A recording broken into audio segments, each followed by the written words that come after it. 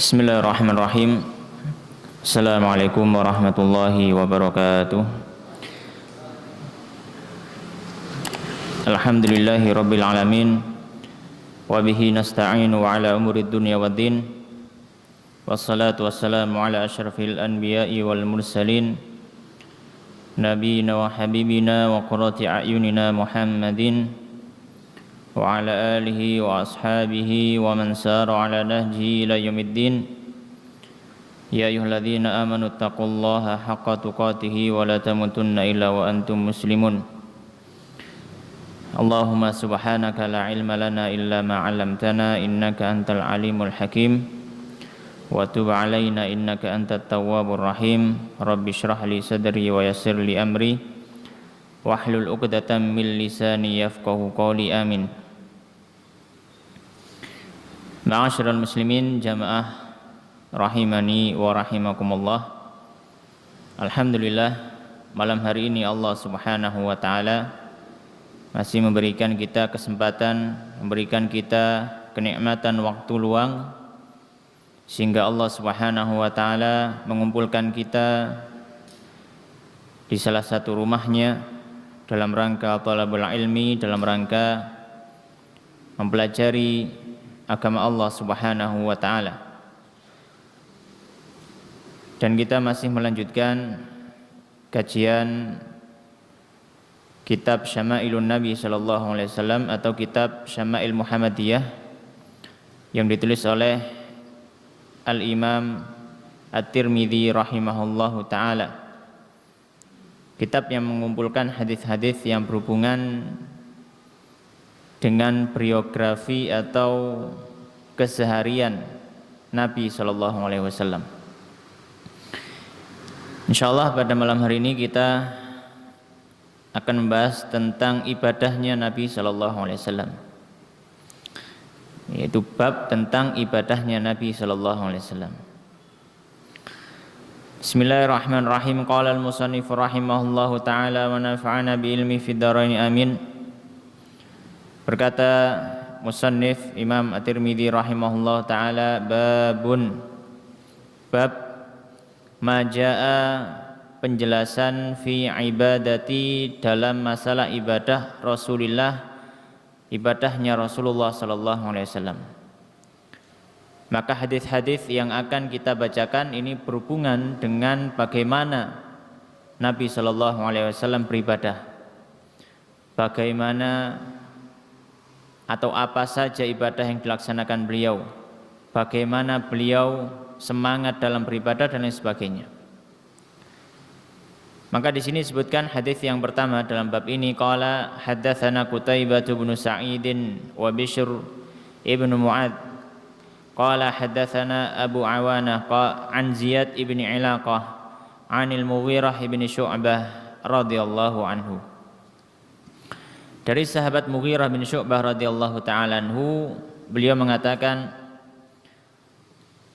shalla Rasulullah sallallahu alaihi wasallam dahulu salat hatta hingga intafakhat, melepuh, bengkak, qadamahu, kedua kakinya. Faqila lahu, maka ditanya, atau faqila lahu, maka dikatakan kepada Rasulullah sallallahu alaihi wasallam. Maksudnya Nabi sallallahu alaihi wasallam ditanya, atatakallafu hadza, wahai Rasulullah, apakah engkau membebani dirimu seperti ini? Waqad, dan sungguh, ghafarallahu, Allah telah mengampuni, laka, untukmu, ma taqaddama, apa yang sudah berlalu, min dzanbika, dari dosamu, wa ma ta'akhkhara, dan apa yang akan datang dari dosamu, wa ma ta'akhkhara, dan apa yang sudah berlalu. Qala, Nabi sallallahu alaihi wasallam bersabda, afala akuna, tidakkah aku menjadi abdan, seorang hamba, syakuron, yang banyak bersyukur. Maka di sini sahabat yang mulia Mughirah bin Syu'bah itu menjelaskan kepada kita bagaimana Nabi Shallallahu Alaihi Wasallam begitu bersemangat dan begitu bersungguh-sungguh dalam beribadah kepada Allah Subhanahu Wa Taala. Karena beribadah kepada Allah Subhanahu Wa Taala itu adalah tugas. Ya, beribadah kepada Allah Subhanahu Wa Taala itu adalah tugas kita selama hidup di dunia. Ya, bukan sekedar untuk mengisi kekosongan waktu yang ada, bukan, tapi tugas kita. Selama kita bisa beribadah maka kita aman, insya Allah. Maka Nabi SAW ini beribadah kepada Allah Subhanahu Wa Taala dipersaksikan oleh sahabat hingga kakinya membengkak, kaki beliau SAW membengkak. Itu menunjukkan lama berdirinya Nabi SAW. Makanya ketika ditanya, kenapa wahai Rasulullah engkau beribadah sampai seperti ini, sedangkan dosa-dosamu sudah diampuni? Ya. Nah, para sahabat kan heran, orang beribadah itu kan supaya apa? Ya. Yang pertama karena perintah Allah Subhanahu Wa Taala sebagai hamba. Yang kedua tentu, ya, dengan harapan dosa-dosanya bisa diampuni dengan ibadah-ibadah tersebut. Dan Nabi ini dosanya sudah diampuni, lah kenapa kok masih beribadah seperti itu? Ya. Maka Nabi SAW mengatakan, afala akuna abdan syakura. Ya. Tidakkah aku boleh menjadi hamba yang banyak bersyukur? Ya. Maka di sini ada pelajaran yang bisa kita ambil, bahwasanya Nabi Shallallahu Alaihi Wasallam meskipun dosa beliau diampuni, baik yang sudah berlalu ataupun yang belum atau yang akan datang, tapi tidak menghalangi Nabi Shallallahu Alaihi Wasallam sebagai seorang hamba yang taat dan beribadah kepada Allah Subhanahu Wa Taala. Itu Nabi Shallallahu Alaihi Wasallam, apalagi umatnya. Kalau Nabi SAW memang sudah distempel, sudah ditetapkan oleh Allah Subhanahu Wa Taala, liyaghfira lakallahu ma taqaddama min dzambika wa ma ta'akhkhar. Ya. Sudah disebutkan dalam Al-Qur'an, supaya Allah Subhanahu Wa Taala mengampuni untukmu apa yang sudah berlalu dari min dzambika wa ma ta'akhkhar, dan apa yang akan terjadi. Maka kita sebagai umatnya tentu harus bisa, ya, dan berusaha untuk bersemangat seperti semangatnya Nabi Shallallahu Alaihi Wasallam dalam beribadah kepada Allah Subhanahu Wa Taala.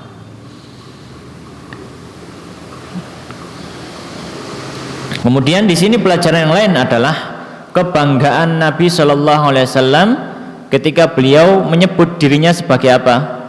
Abdan. Abdan itu artinya hamba. Ya, hamba. Rasulullah SAW Abdullah, hamba Allah. Itu merupakan suatu kebanggaan ketika kita menjadi hamba Allah Subhanahu Wa Taala. Berapa banyak orang di dunia ini yang dia dilahirkan, ya, sampai umurnya hari ini dia belum menjadi hamba Allah Subhanahu Wa Taala. Ya. Dia belum menjadi hamba Allah Subhanahu Wa Taala. Ya, makanya Rasulullah sangat bangga, afala akuna abdan. Kenapa saya tidak boleh menjadi hamba? Ya. Syakuran, yang banyak bersyukur kepada Allah Subhanahu Wa Taala. Di antara faedah juga dari hadis ini adalah kita beribadah kepada Allah Subhanahu Wa Taala, ya, bukan semata-mata, ya, hanya harus karena dosa yang banyak, bukan. Tapi ada sisi yang lain. Kita beribadah kepada Allah Subhanahu Wa Taala juga ada sisi sebagai bentuk syukur. Ya. Ada sisi sebagai bentuk syukur kepada Allah Subhanahu Wa Taala. Makanya ada satu kisah, seorang ustadz pernah ditanya oleh anaknya. Ya. Ditanya, oleh anaknya ketika diajak sholat Jumat, kenapa ya kita kok sholat Jumat? Ya, oh sholat Jumat itu soalnya ibadah, itu perbuatan baik. Kemudian ditanya, kenapa Allah nggak sholat Jumat? Kan perbuatan baik gitu ya. Allah kan maha baik, harusnya ya yang baik-baik dilakukan juga kan gitu. Maka dikatakan oleh itu tadi, diajari, nah siapa yang buat tanganmu? Allah. Yang buat kakimu siapa? Allah. Allah yang buat tubuhmu, Allah yang buat bumi ini, Allah yang buat langit. Kamu bisa bernafas karena siapa? Ya karena Allah yang buat udara. Maka kamu sholat ini sebagai bentuk syukur kepada Allah yang sudah membuat itu semua. Ya. Dan Allah yang buat, ya nggak sholat, ya kenapa? Ya orang yang buat, kenapa kok harus bersyukur pada diri sendiri kan gitu? Oh gitu ya, gitu. Ya, ini salah satu kayak kadang anak kecil itu pertanyaannya ekstrim gitu ya. Terkadang seperti kalau anaknya jeli. Nah ini salah satu sisi ya. Kembali ke hadis, ini salah satu sisi bahwasanya beribadah kepada Allah Subhanahu wa taala itu bisa dilihat dari beberapa sisi. Di satu sisi itu bentuk ketaatan, kita diperintahkan ya sudah kita jalankan saja. Di satu sisi yang lain itu adalah kita berharap penggugur dosa. Di sisi yang lain itu adalah sebagai bentuk syukur kepada Allah Subhanahu wa taala. Kita lihat dari semua sisi yang ada. Baik, ma'asyiral muslimin jamaah rahimani wa rahimakumullah. Kemudian berikutnya hadis yang kedua. Qala hadatsana Abu Ammar Al-Husain ibnu Huraits. Qala akhbarana Al-Fadl ibnu Musa an Muhammad ibnu Amr an Abi Salamah an Abi Hurairah radhiyallahu anhu. Dari sahabat Abu Hurairah radhiyallahu taala anhu, qala beliau mengatakan, kana Rasulullah adalah Rasulullah sallallahu alaihi wasallam yusalli, beliau salat hatta hingga tarima, pecah-pecah qadamahu, dua kakinya. Di riwayat sebelumnya disebutkan membengkak. Di riwayat yang ini disebutkan apa? Pecah-pecah. Ya. Apakah berarti ada ketidakcocokan? Enggak, maksudnya ya memang kadang kalau kaki itu kan kalau dibuat berdiri cukup lama akhirnya apa? Ngapal. Kalau orang Jawa ngomongnya ngapal, kapalen gitu ya, telapak kakinya. Kalau kapalen itu biasanya kan keras, agak bengkak sedikit gitu ya. Kadang kalau sering keinjak ya akhirnya jadi apa? Jadi pecah. Nah, itu kakinya Nabi seperti itu karena saking banyaknya beribadah. Maksudnya saking lamanya beliau berdiri untuk sholat.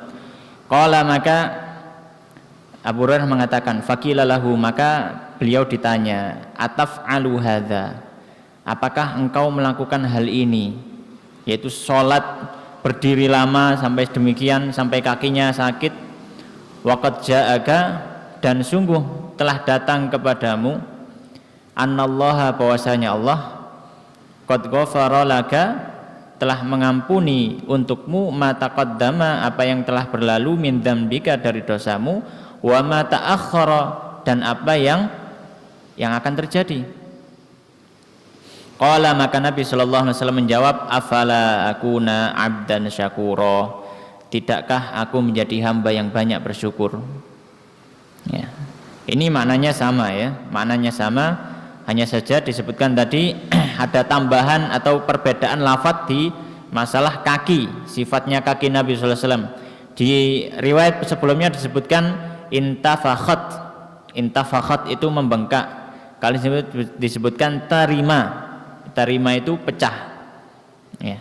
Jadi kaki beliau ini, kaki bagian bawahnya ini bengkak dan sampai terpecah karena saking lamanya berdiri. Faedahnya sama dengan yang sebelumnya. Hadis berikutnya, qala hadatsana Isa ibnu Utsman qala hadatsana Isa ibnu Utsman ibnu Isa ibnu Abdurrahman ar-Ramli qala hadatsana ammi Yahya ibnu Isa ar-Ramli anil A'mash an Abi Shalih an Abi Hurairah, dari sahabat Abu Hurairah radhiyallahu ta'ala anhu. Nah, ini hadisnya juga semakna ya. Qala beliau mengatakan kana Rasulullah adalah Rasulullah sallallahu alaihi wasallam yaqumu beliau berdiri yusolli untuk sholat. Hanya saja ini lebih diperinci. Kalau tadi hanya disebutkan sholat saja, sholat hingga kakinya bengkak, enggak disebutkan posisi apa yang membuat kaki beliau bengkak. Maka di riwayat yang ini hadis ketiga disebutkan posisi yang apa? Yaqumu yusolli. Beliau sholat, beliau berdiri dan sholat. Maka ketika posisi berdiri itu yang membuat kaki beliau bengkak. Hatta hingga tantafikha, ya, membengkak qadamahu kedua kaki beliau. Fayuqalu lahu, maka dikatakan kepada beliau, ditanyai, taf'alu hadza, engkau melakukan hal ini, wa qad ghafarallahu, dan sungguh Allah telah mengampuni laka padamu, ma taqaddama, apa yang sudah berlalu, min dzanbika, dari dosamu, wa ma ta'akhkhara, dan apa yang akan datang. Qala, maka Nabi menjawab, afal akuna abdan syakura, tidakkah aku menjadi hamba yang banyak bersyukur. Nanti ke hadis ini menjelaskan kepada kita tentang lamanya Nabi Shallallahu Alaihi Wasallam berdiri untuk sholat. Ya, lamanya Nabi ketika berdiri untuk sholat, sehingga apa? Sehingga sampai bengkak kaki beliau. Ya. Dan ketika orang yang sudah menikmati sholatnya itu terkadang hal-hal seperti ini tidak begitu menjadi hal yang terfikirkan. Ya. Kenapa? Karena beliau sudah asyik dengan sholatnya, beliau sudah istilahnya ketika di dalam sholat itu sudah beliau hanya bermunajat kepada Allah Subhanahu Wa Taala, tidak terlalu memikirkan fisiknya. Ya. Jadi makomnya Nabi SAW ketika sholat itu sudah memang luar biasa, ya. Begitu dekatnya kepada Allah Subhanahu Wa Taala hingga ya, fisiknya sakit pun tidak terasa, ya. Kemudian hadis berikutnya, qala hadatsana Muhammad ibnu Bashar qala hadatsana Muhammad ibnu Ja'far qala hadatsana Syu'bah an Abi Ishaq anil Aswad ibn Yazid qala, dari Aswad bin Yazid, seorang tabi'in, ya, rahimahullah, qala, beliau mengatakan, sa'altu Aisyah, aku pernah bertanya kepada Aisyah radhiyallahu anha, an salati Rasulillah, tentang bagaimana salatnya Rasulullah sallallahu alaihi wasallam bil laili, di malam hari. Nah, sekarang tentang salat malamnya Nabi. Bagaimana salat malamnya Nabi? Faqalat, maka Sayyidah Aisyah mengatakan, karena beliau itu yanamu, tidur, awwalal laili, di awal malam, summa, kemudian yaqumu, beliau bangun, fa idza kana, dan jika waktu, ya, minas sahari, sudah masuk waktu sahur. Waktu sahur itu berarti sebelum subuh. Autaro, maka beliau pun mengganjilkan bilangan sholatnya. Summa, kemudian ata, beliau mendatangi firasyahu, ke tempat tidurnya. Maksudnya ya hendak tidur. Fa in kana lahu, apabila ada bagi beliau hajatun, hajat, kebutuhan, hanya ingin berkumpul dengan keluarganya, alamma, maka beliau mendekat bi ahlihi, kepada istrinya. Fa idza, maka ketika sami'al adzana, ketika mendengar adzan, wasaba, maka beliau bangun. Fa in kana junuban, jika beliau sedang junub, afadha alaihi, maka beliau mengguyurkan atas badannya minal ma'i, dari air. Wa illa, dan jika tidak dalam kondisi junub, tawaddoa, beliau berwudu, wa kharaja ila sholati, dan beliau keluar untuk sholat. Ya. Dan juga di sini disebutkan jalan sanad yang lain, di sini disebutkan hadatsana Qutaibah bin Sa'id an Malik bin Anas. Baik, maka di hadis ini menceritakan Sayyidah Aisyah radhiyallahu taala anha tentang bagaimana Nabi sallallahu alaihi wasallam melaksanakan salat malam. Tabi'in ini bertanya kepada Sayyidah Aisyah karena dianggap Sayyidah Aisyah sebagai salah satu istri, karena Sayyidah Aisyah sebagai istri Nabi dianggap sebagai salah satu orang yang paling mengerti tata cara atau bagaimana ketika Nabi sallallahu alaihi wasallam itu salat malam. Ya. Karena salat malam itu termasuk ibadah sir, ibadah yang tersembunyi, yang tahu hanya keluarga saja. Ya, kecuali kalau misalkan Ramadan atau apa, ya maka banyak orang yang tahu karena di situ ada syariat untuk berjamaah. Tapi kalau untuk salat malam kan tidak ada tidak melaksanakannya berjamaah, tapi beliau salat sendiri di rumah. Ya. Maka di sini Sayyidah Aisyah menceritakan Nabi sallallahu alaihi wasallam ketika malam hari maka beliau tidur di awal malam. Ya, tidur di awal malam. Jadi tidurnya diawali. Ya, enak ya, di zaman beliau belum ada HP, belum ada TV, lampu pun belum ada. Jadi ya langsung pokoknya capek sudah tidur gitu. Kalau hari ini ya mungkin bising sana sini ya gitu ya. Maka Nabi SAW tidur di awal malam. Kemudian ketika di akhir malam beliau bangun, ya, kemudian sholat. Sebelum masuk subuh maka beliau istirahat dulu. Ya. Kalau misalkan beliau ingin berhubungan suami istri maka beliau berhubungan suami istri. Kalau misalkan hanya ingin rebahan atau tidur, ya maka beliau tidur kembali. Ya. Jadi untuk istirahatnya, kemudian bangun dan melaksanakan sholat subuh. Dan kalau beliau misalkan junub, maka beliau mandi. Kalau misalkan beliau tidak junub, maka beliau wudhu dan sholat. Maka di hadis ini ada pelajaran bagi kita, ya, salah satu gambaran cara Nabi sallallahu alaihi wasallam beribadah di malam hari, yaitu dengan membagi malamnya menjadi 3 bagian. Ya. Bagian yang pertama beliau gunakan untuk tidur, untuk istirahat. Bagian yang kedua beliau gunakan untuk ibadah. Kemudian bagian yang ketiga beliau gunakan untuk istirahat lagi. Ya, jadi ibadahnya diletakkan di antara 2 istirahat. Ya, ibadahnya diletakkan di antara dua istirahat. Ya.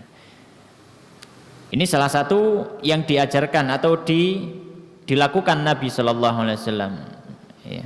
Jika kita bisa, alhamdulillah kita bisa meniru seperti ini. Ya. Tapi kalau misalkan rumahnya mungkin daerah kota atau daerah jalan besar, itu akan sulit untuk tidur mungkin ya, kecuali kalau sudah biasa ya mungkin bisa saja. Tapi kalau nggak biasa kan bising, jadi agak sulit tidur di awal malam, ya otomatis bangunnya agak mundur ya, maka tidak masalah ya, maka tidak masalah. Dan di sini Nabi sallallahu alaihi wasallam ya melakukan hal tersebut ya, melakukan hal yaitu membagi malamnya seperti itu supaya apa?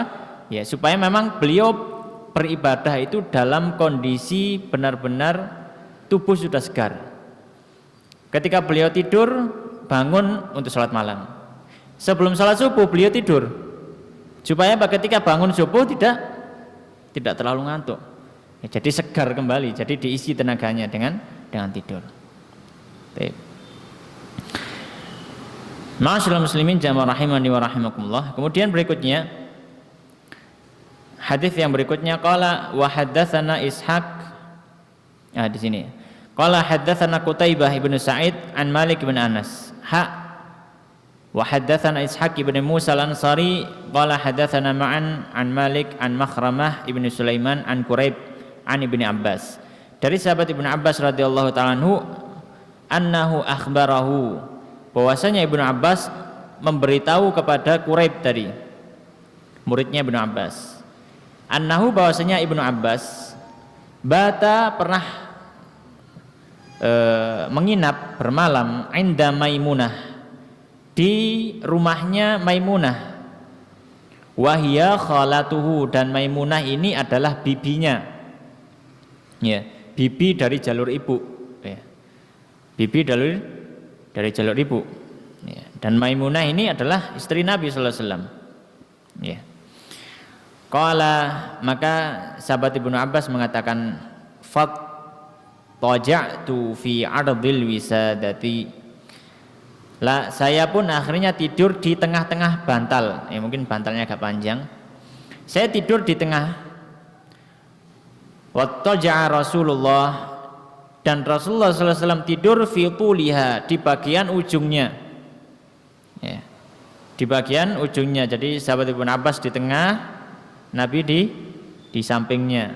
Begitu juga Maimunah di sampingnya. Fanama Rasulullah, maka Rasulullah SAW tidur. Hatta hingga idzan tasafa al-lailu, hingga ketika sudah masuk tengah malam, au qablahu, atau sebelum tengah malam, biqalilin, ya, sedikit, ya. Au ba'dahu, atau setelahnya, biqalilin, sedikit, ya, pokoknya kurang lebih ya sudah pertengahan malam lah, ya. Qumil laila illa qalilan nisfahu awin kisminhu qalilan au zid alaihi, ya. Ya, sebagaimana dalam ayat nisfahu, yaitu setengah malam, ya. Awin kus minhu qalilan, atau kurang dari itu sedikit, au zid alaihi, atau lebih enggak masalah, lebih sedikit enggak masalah, pokoknya kurang lebih di pertengahan malam, ya. Fastaiqadha Rasulullah, maka Rasulullah SAW bangun. Faja'ala, maka beliau mulai yamsahu an-nauma, mengusap rasa ngantuk, an wajhi, dari wajahnya. Jadi beliau usap wajahnya.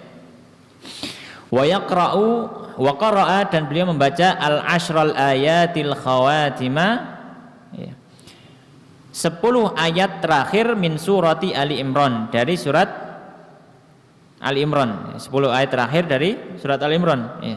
Inna fi khalqis samawati wal ard, dan seterusnya. Wa ikhtilafil laili wan nahari la ayatin liulil albab, dan seterusnya. Summa, kemudian qama, beliau berdiri, bangun, ya berdiri, bangun, ila syannin, menuju wadah air, mu'allakin, yang diletakkan, ya. Diletakkan, digantungkan. Fatawaddo'a minha, kemudian Nabi SAW berwudu memakai air tersebut, di dalam wadah tersebut.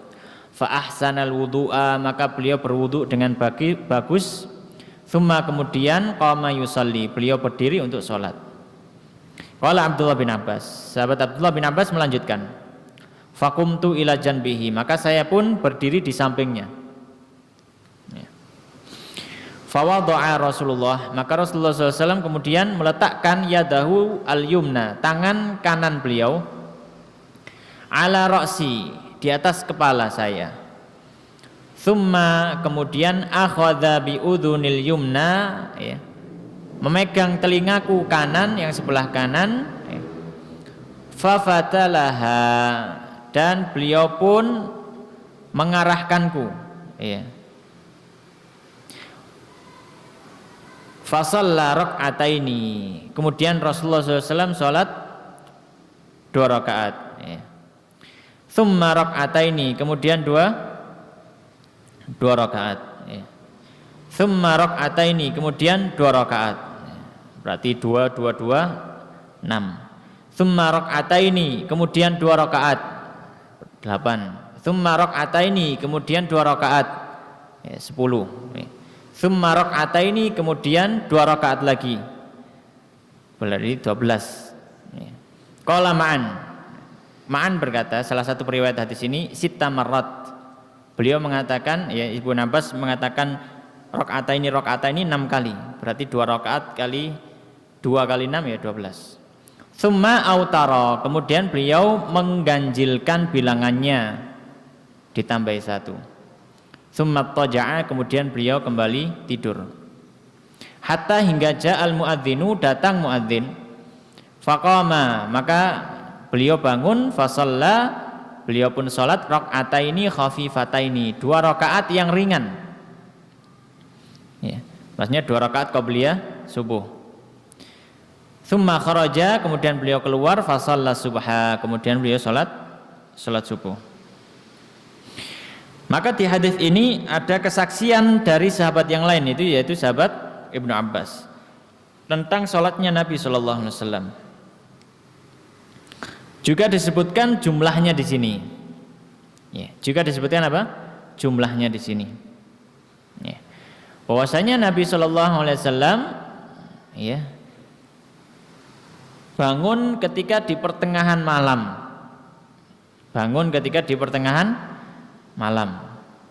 Ya, jadi kalau misalkan pertengahan malam, ya, kalau misalkan malamnya itu sekitar 8 jam, ya berarti 4 jam, ya. Tengahnya dapat jam berapa, ya itu berarti pertengahan malam, ya.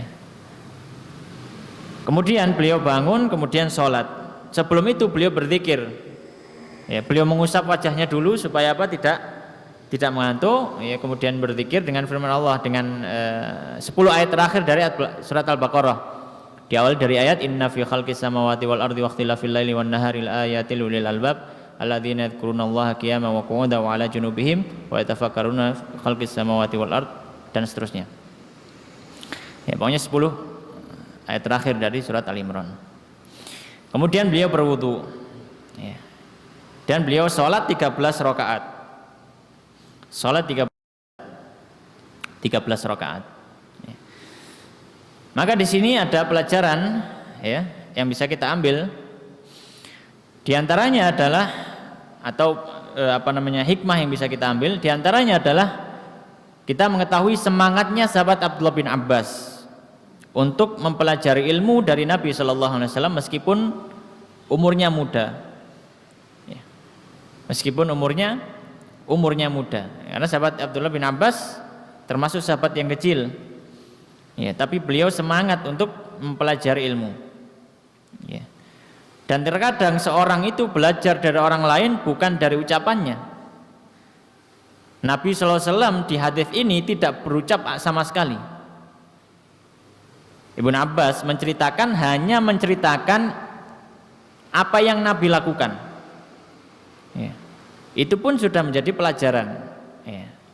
Maka yang sering kita sebutkan bahwasanya ketika kita memberikan pelajaran kepada orang lain, memberikan nasihat, memberikan ilmu, tidak harus dengan ucapan, terkadang dengan memberikan contoh. Itu bahkan untuk anak kecil lebih mengena, ya, lebih mengena. Kemudian diantaranya faedahnya hadis ini adalah diperbolehkan untuk kalau misalkan orang sholat sunnah, maka boleh kalau misalkan ada yang ikut jamaah, ya. Boleh kalau misalkan mau ikut jamaah, ya boleh, silakan. Tapi bukan berarti ini ditentukan seperti itu, ya. Bukan berarti ditentukan, ya. Mungkin ada momen-momen tertentu saja, ya, momen tertentu saja nggak masalah. Tapi bukan menjadi ibadah yang menjadi rutinitas, bukan. Ya. Tapi untuk momen-momen tertentu, maka misalkan kalau di sekolahan misalkan ada sholat duha berjamaah, ya nggak masalah. Ya.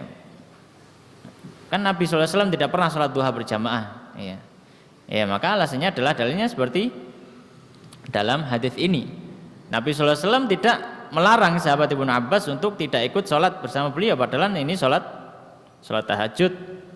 Sholat tahajud asalnya tidak dilaksanakan secara berjamaah.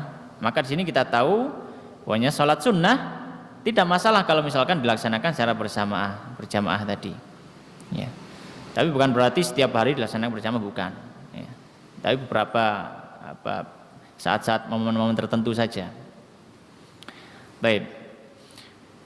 Kemudian pelajaran yang bisa kita ambil dari hadis ini adalah jumlah bilangan Nabi SAW ketika sholat malam 12 rakaat, 13 rakaat, 13 rakaat, ya, 13 rakaat. Dan hukum asalnya adalah bahwasanya sholat tahajud ini, ya, untuk sholat tahajud dalam kitab-kitab fikih disebutkan para ulama ini sebenarnya masuk nafal mutlak, sholat sunnah mutlak. Jadi nggak ada batasan, berapapun boleh. Tapi kalau untuk sholat witir memang para ahli fikih memberikan batasan. Para ahli fikih memberikan batasan mereka mengatakan ya minimal 1 rakaat, maksimal 11 rakaat.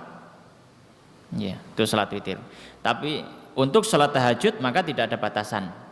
Ya, jadi mau salat berapapun boleh. Salat tahajud ya salat sunnah di malam hari, itu salat sunnah mutlak. Salat sunnah mutlak. Ya, tidak ada batasan. Nah, apa yang membedakan witir dengan tahajud? Ya dari niatnya. Ya, kalau salat sunnah witir ya 2 2 2 2 2 1 gitu aja. Salat sunnah tahajud ya 2 2 2 2 2 gitu aja. Ya. Makanya para ahli fikih menyebutkan kalau misalkan orang itu sudah witir di awal malam sebelum tidur kemudian dia bangun, nggak usah witir lagi. Ya salat tahajud saja sudah salat 2 2 2 2 2 seperti itu. Niatnya dari awal memang tahajud dan tidak ada niat witir sama sekali. Ala kulli hal itu dibahas dalam kitab fikih. Kemudian di sini juga ada pelajaran bahwasanya disunahkan untuk sholat sunnah qobliyah subuh. Sholat sunnah qobliyah subuh disebutkan oleh Nabi sallallahu alaihi wasallam khairun minad dunya wa ma fiha. Keutamaannya lebih baik daripada dunia dan seisinya. Baik. Kemudian juga di antara pelajaran hadis ini adalah ibadah sunnah yang utama dilaksanakan di rumah. Sebenarnya disebutkan di sini hatta ja'al muadzinu faqama wa shalla rak'ataini khafifataini tsumma kharaja. Ketika Rasulullah tidur dari salat tahajud kemudian bangun ketika azan subuh, beliau salat 2 rakaat kemudian keluar rumahnya. Nah, itu berarti kan salat qobliyahnya kan di rumah. Ya, ini yang afdol kalau misalkan mau cari yang afdol ya sholat di rumah. Ya, tapi kalau misalkan sholat di masjid ya boleh saja. Ya, itu adalah pilihan dan tidak masalah. Baik. Kemudian berikutnya qala hadatsana Abu Quraib Muhammad ibn al-Ala qala hadatsana Waqi' an Syu'bah an Abi Hamzah an Abi Jamrah an Ibnu Abbas. Dari sahabat Ibnu Abbas radhiyallahu taala anhu qala beliau mengatakan kana Nabi adalah Nabi sallallahu alaihi wasallam yusalli beliau salat minal laili dari waktu malamnya salasa asyrata rakaatan 13 rakaat. Ya. Ini adalah jumlah salat malam Nabi sallallahu alaihi wasallam. Ya, jumlah salat malam Nabi sallallahu alaihi wasallam. Ya. Ininya tadi yang sudah kita sampaikan kalau salat tahajud itu adalah seperti salat sunnah mutlak, tidak ada batasan sama sekali. Mau 1000 rakaat juga boleh. Ya. Ya, kalau misalkan sholat tahajud ya, tapi kalau witir memang dibatasi oleh para ulama sampai 13 ya. Kemudian hadis berikutnya qala hadatsana Qutaibah ibnu sampai 11 ya afwan ya, sholat witir dibatasi sampai 11. Qala hadatsana Qutaibah bin Sa'id qala hadatsana Abu Awanah an Qatadah an Zurarah ibni Aufa an Sa'ad ibni Syam an Aisyah. Dari Sayyidah Aisyah radhiyallahu taala anha anna Nabi bahwasanya Nabi sallallahu alaihi wasallam kana beliau idza lam yusalli jika tidak salat bil laili di malam hari mana'ahu maksudnya salat tahajud tadi mana'ahu menghalangi beliau min dzalika dari salat tersebut an-naumu tidur karena ketiduran au ghalabathu ainahu atau matanya mengalahkan dirinya, maknanya rasa kantuk yang sangat luar biasa. Ya. Seperti karena lelah, karena setelah perang atau apa. Ya. Maka apa yang dilakukan Nabi sallallahu minan nahar? Maka salat di siang hari fintai asyrata rakaatan 12 rakaat. Ya, 12 rakaat. Ya. Maka di sini ada pelajaran yang lain dari Nabi sallallahu alaihi wasallam. Bagaimana semangat beliau untuk melaksanakan ibadah meskipun itu sunnah. Ya.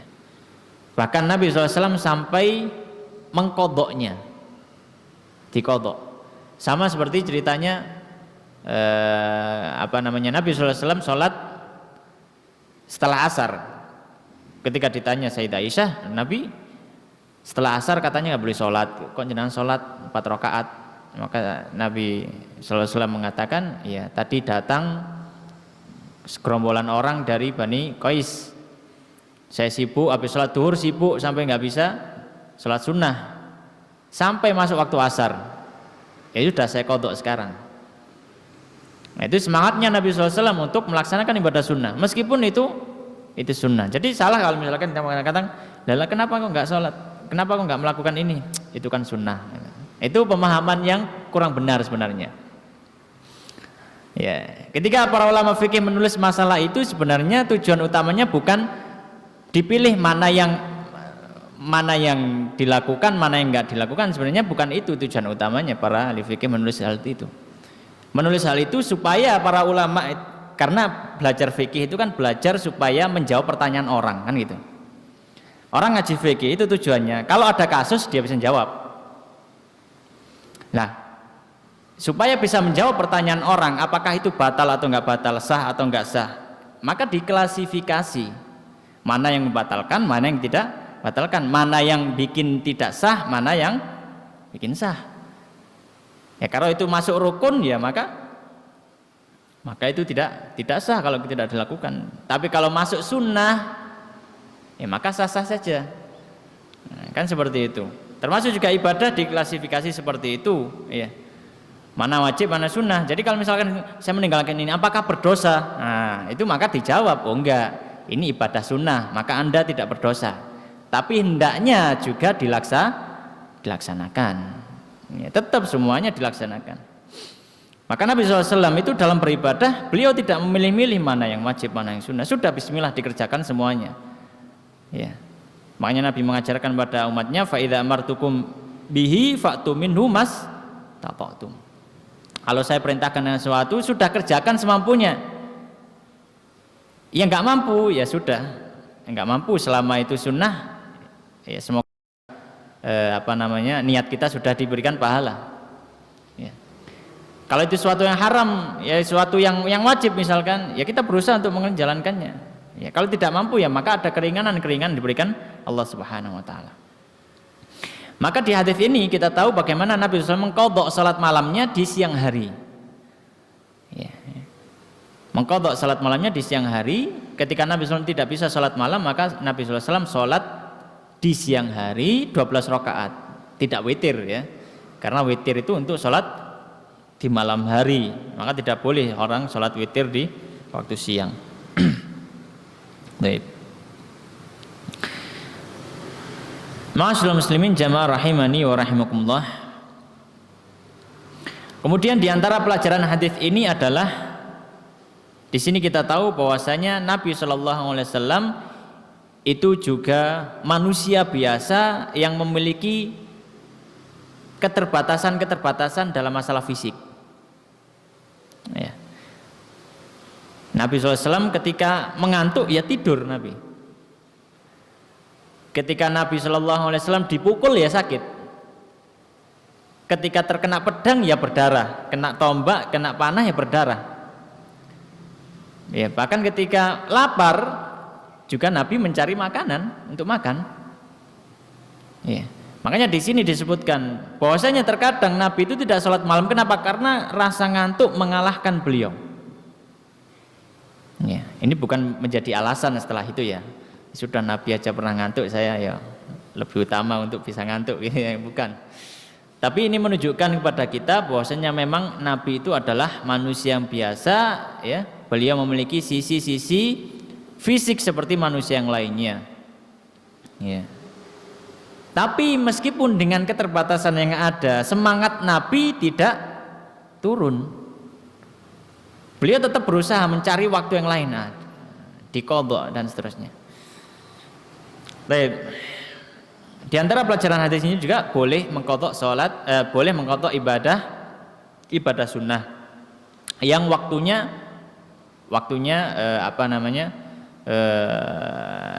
yang sudah terlewat waktunya, ya. Boleh mengqadha ibadah sunnah yang sudah terlewat waktunya dengan perincian yang disebutkan dalam kitab fikih banyak, ya. Baik. Hadis yang berikutnya, qala hadatsana Muhammad ibn Ala qala hadatsana Abu Usamah an Hisham yakni ibn Hasan an Muhammad bin Sirin an Abi Hurairah anin Nabi, dari Nabi sallallahu alaihi wasallam. Qala, beliau bersabda, dari sahabat Abu Hurairah dari Nabi sallallahu alaihi wasallam, beliau bersabda, idza qama, jika berdiri ahadukum, salah seorang dari kalian, minal laili, dari waktu malamnya, falyaftatih, maka hendaknya dia membuka salatahu, salatnya, biraqataini, dengan 2 rakaat, khafifataini, yang ringan. 2 rakaat yang ringan. Ya. Maka para ulama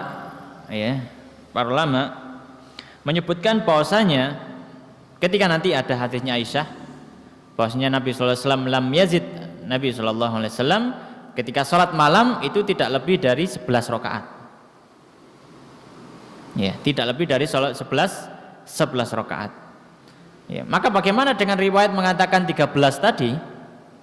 Ya, maka bagaimana dengan riwayat mengatakan 13 tadi? Maka riwayat mengatakan 13, ya. Hadis Aisyah itu di bawah ke ranah salat witirnya beliau sallallahu alaihi wasallam. Beliau niatnya witir. Yang 2 rakaat di awal, yang 13 rakaat tadi, 2 rakaat di awal itu sebagai rakaat pembuka, tidak masuk dalam witirnya. Makanya para ulama, para ahli fikih yang memberikan batasan bahwa salat witir itu adalah 11 rakaat, ya, 11 rakaat, ya, maksimal, itu adalah dengan hadis Aisyah. Ya, dengan hadis Aisyah. Nabi tidak pernah menambahi dari salatnya, salat baik Ramadan ataupun di luar Ramadan, lebih dari 11 rakaat. Maksudnya adalah masalah salat witirnya. Kenapa? Karena kalau salat tahajud itu ya tidak ada batasannya, maka tidak mungkin dibatasi. Ya. Maka tidak mungkin dibatasi. Kenapa? Karena sholat tahajud itu seperti sholat sunnah mutlak. Sholat sunnah mutlak itu sholat sunnah, sudah sholat aja. Jadi nggak ada batasannya. Apalagi kalau sholat witir, ya, maka itu yang ada di hadis Aisyah. Nah, itu istimbatnya para ahli fikih. Maka di hadis ini Nabi SAW mengatakan, kalau kalian ingin sholat malam maka hendaknya membuka dengan 2 rakaat yang ringan. Maka di sini ada pelajaran, hendaknya ketika seorang ingin melakukan suatu ibadah, hendaknya dia panasi dulu, istilahnya, ya, dipanasi dulu. Misalkan kita mau Ramadan, ya, maka sebelum Ramadan sudah dipanasi dulu, ya, entah dicoba Senin Kamis, ya, atau mungkin ayam bild, ya, sebagai latihan dulu sebelum memasuki ibadah tersebut. Begitu juga Nabi SAW. Nabi kalau sholat malam itu panjang sekali, Al-Baqarah, Al-Imran, gitu yang dibaca. Ya. Maka sebelumnya Nabi perlu untuk memanasi dulu, memanasi fisiknya dengan sholat yang ringan. Ya. Maka ini pelajarannya, yaitu hendaknya ketika akan melakukan ibadah, ya, kita latih dulu, karena terkadang fisik ini, ya, belum terbiasa dengan ibadah yang akan dilakukan. Ya, karena mungkin ibadahnya berat atau ibadahnya jarang dilakukan, ya, maka perlu dipanasi.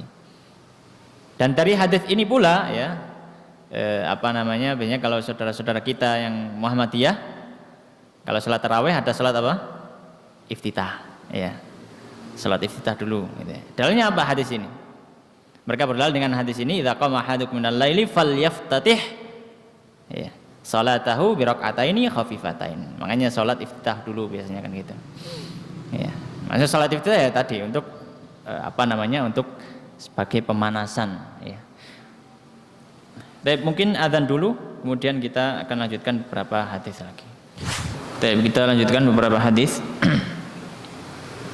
Hadis yang berikutnya, qala al-musannif rahimallahu taala, haddatsana Qutaibah bin Sa'id an Malik bin Anas wa haddatsana Ishaq bin Musa qala haddatsana Ma'an qala haddatsana Malik an Abdullah bin Abi Bakar an abihi anna Abdullah bin Qais bin Makhramah akhbarahu an Zaid bin Khalid al-Juhani.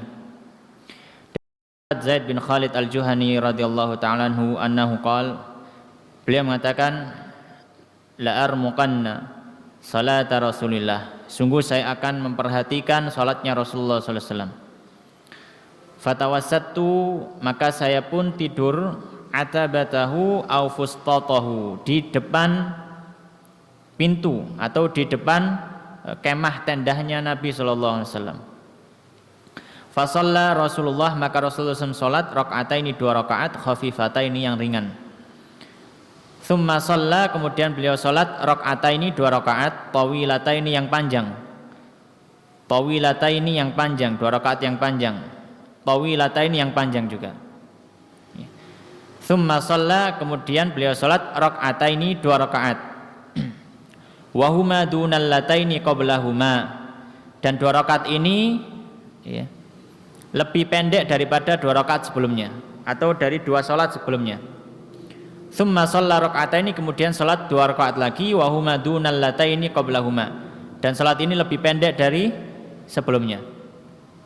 Tsumma shalla raka'ataini, kemudian beliau salat 2 rakaat kembali, wa huma dunal lataini qablahuma, dan beliau salat dan 2 rakaat tadi ya lebih pendek daripada sebelumnya. Tsumma shalla raka'ataini, kemudian salat lagi 2 rakaat, wa huma dunal lataini qablahuma, dan itu adalah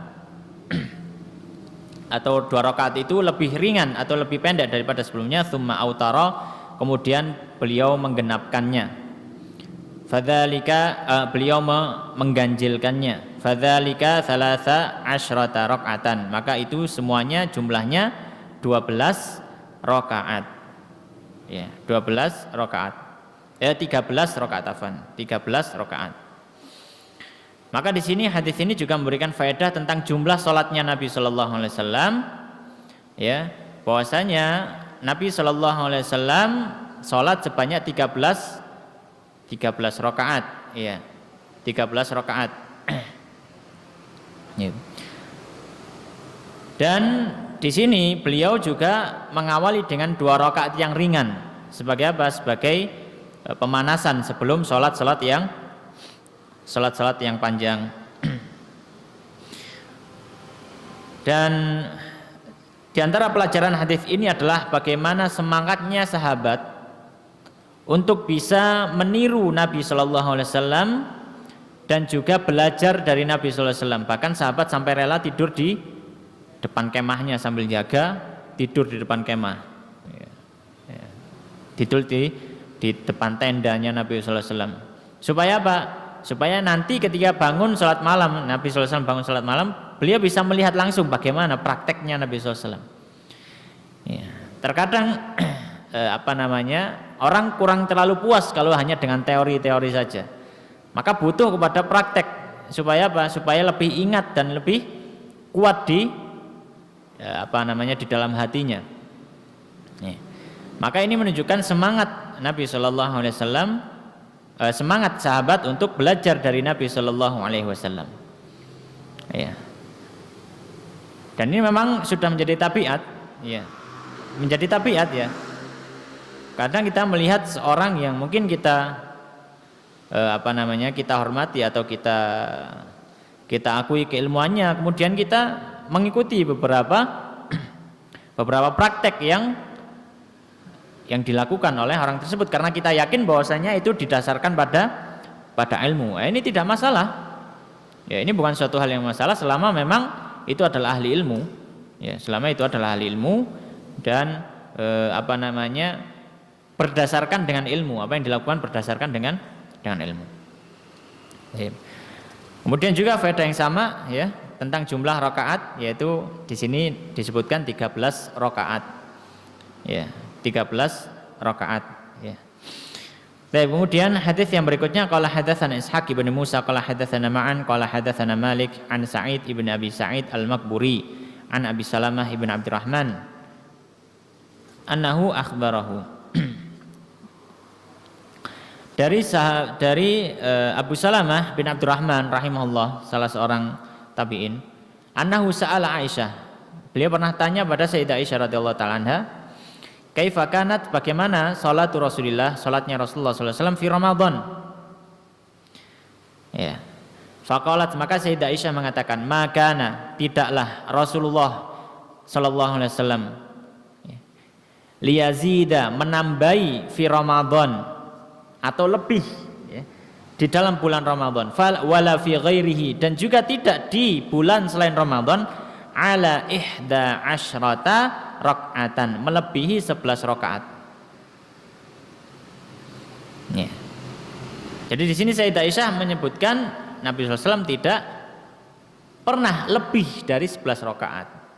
Bagaimana dengan hitungan 13 rakaat tadi? Ya. Maka itu sebagaimana ditafsirkan oleh para al-fiqih bahwasanya untuk hadis Aisyah ya, ini dibawa ke ranah salat witir.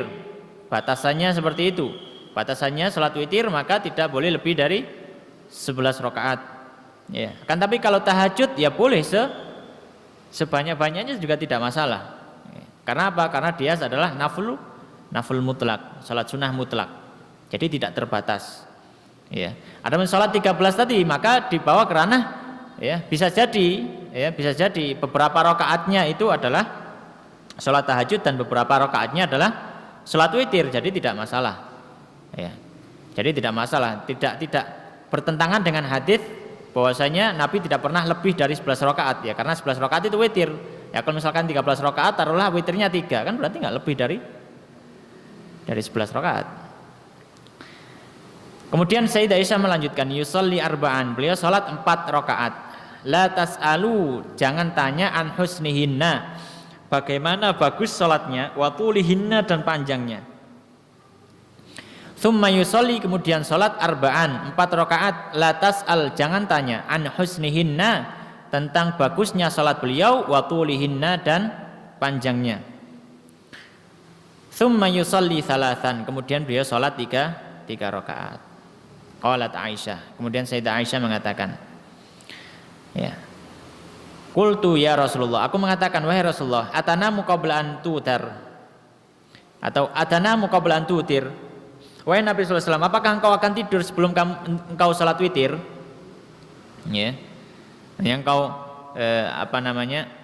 engkau mengganjilkan salatmu. Faqala, maka Nabi sallallahu alaihi wasallam menjawab, ya Aisyah, wahai Aisyah, inna ainayya tanaman, sesungguhnya 2 mataku itu tidur, walayanamu qalbi, akan tetapi hatiku tidak tidur ya. Baik. Maka di sini hadis ini ya, Sayyidah Aisyah menceritakan tentang 11 rakaat yang dilaksanakan Nabi SAW ketika salat malam dan tidak lebih dari itu. Maka ini dimaknai oleh para ahli fikih itu adalah untuk salat witir. Ya, maka tidak lebih dari 11 rakaat. Dan disebutkan beliau salat 4 rakaat. Jangan tanya tentang bagusnya, tentang panjangnya. Salat 4 rakaat, jangan tanya tentang bagusnya, tentang panjangnya. Kemudian salat 3 rakaat. Bukan berarti beliau salat 4 rakaat salam, 4 rakaat salam, 3 rakaat salam, bukan. Meskipun memang ada ya beberapa ulama yang berpendapat hal tersebut. Ya. Tapi ya, para ahli fikih ya, menyatakan, terkhusus lagi mazhab Syafi'i menyatakan tidak seperti itu. Ya, tidak seperti itu untuk salat malam, tidak. Untuk salat malam tetap 2 rakaat. Ya, 2 rakaat salam, 2 rakaat salam, 2 rakaat salam, 2 rakaat salam. Kenapa? Karena ada hadis yang lain yang menyatakan bahwasanya salatul laili masna. Salat malam itu 2 rakaat, 2 rakaat. Jadi di sini itu bukan menunjukkan bahwasanya beliau salam setelah 4 rakaat, bukan. Tapi 4 rakaat dalam 2 salam tadi memang panjang dan bagus. 4 rakaat lagi panjang dan bagus, 8. Ya. Kemudian 3 rakaat ya. Kemudian salat 3 rakaat. Ya. Maka di sini ya, kemudian Sayyidah Aisyah bertanya, ya Rasulullah, apakah engkau tidur sebelum salat witir? Ya, maksudnya sebelum salat ini ya, sebelum salat ini Nabi kan tidur dulu. Ya, jadi ini pertanyaan ini sebelum Nabi sallallahu alaihi wasallam salat ya, sebelum Nabi sallallahu alaihi wasallam salat. Kan Nabi akan tidur. Maka ditanya oleh Sayyidah Aisyah, apakah engkau akan tidur sebelum salat witir? Sedangkan engkau mengajari beberapa sahabatmu untuk salat witir sebelum tidur, seperti kepada sahabat Abu Hurairah. Sahabat Abu Hurairah diajari sebelum tidur salat witir. Tapi Nabi sallallahu alaihi wasallam sebelum salat witir, ya sebelum salat ini beliau tidur kan. Tadi beliau disebutkan tidur sampai pertengahan malam, kemudian beliau bangun ya. Maka Nabi sallallahu alaihi wasallam menyebutkan bahwasanya kedua mataku itu tertidur, akan tetapi hatiku tidak tertidur. Baik, demikian ini yang bisa kita bahas pada malam hari ini. Ini masih ada hadis-hadis yang lainnya yang masih membahas tentang ibadahnya Nabi sallallahu alaihi wasallam. Insyaallah kita pertemuan berikutnya. Demikian Allah taala alam wa sallallahu ala sayyidina wa habibina Muhammadin wa ala alihi washabihi ajmain. Kita tutup dengan doa kafaratul majelis. Subhanakallahumma bihamdika asyhadu an la ilaha illa anta astaghfiruka wa atubu ilaik. Wa akhiru da'wana alhamdulillahirabbil alamin. Wallahu taala alam. Assalamualaikum warahmatullahi wabarakatuh.